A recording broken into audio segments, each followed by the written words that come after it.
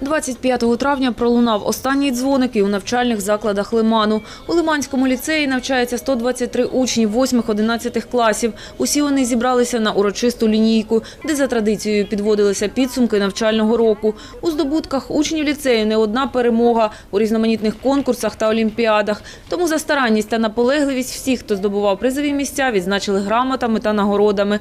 Але особлива увага під час урочистостей, звичайно, дісталася випускникам.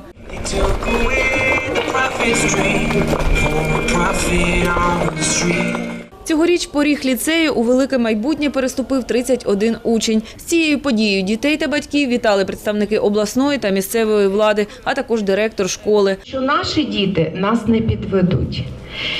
Вони своїми вчинками, своїми вправами, своїми поступками доведуть нам те, що українці – це найрозумніша, найінтелектуальніша нація. Класний керівник Зінаїда Миколаївна зізнається, це її перший випуск, тому прощатися з дітьми особливо сумно. Дуже важко з ними розставатися, тому що вони талановиті, добрі, веселі, унікальні. Вони найкращі діти.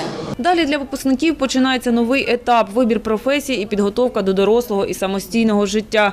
Слова подяки на адресу вчителів в цей день звучали особливо урочисто. В ліцеї, де як чудовий сон, роки навчання пролетіли звично.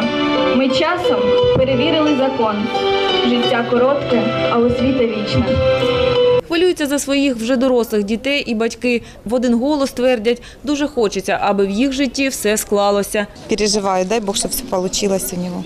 Ощущение чего-то нового, неизведанного. Переживаем, желаем ему удачи. Волнительно, трогательно. Очень переживаем, чтобы в жизни все сложилось. Но мы уверены, что у нее все будет хорошо. Мы к этому шли и дошли. Мы это сделали.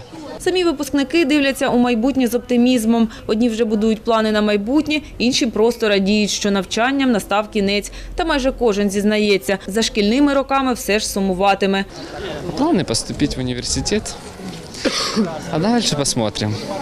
Я очень сожалею, что все так быстро кончилось. Я очень рада. Нет, я не хочу уходить. Ну, именно этого 4 года ждала. Планы есть, да. Главное не пойти в ПТУ.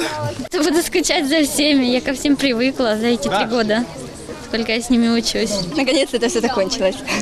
Но я буду скучать по школе.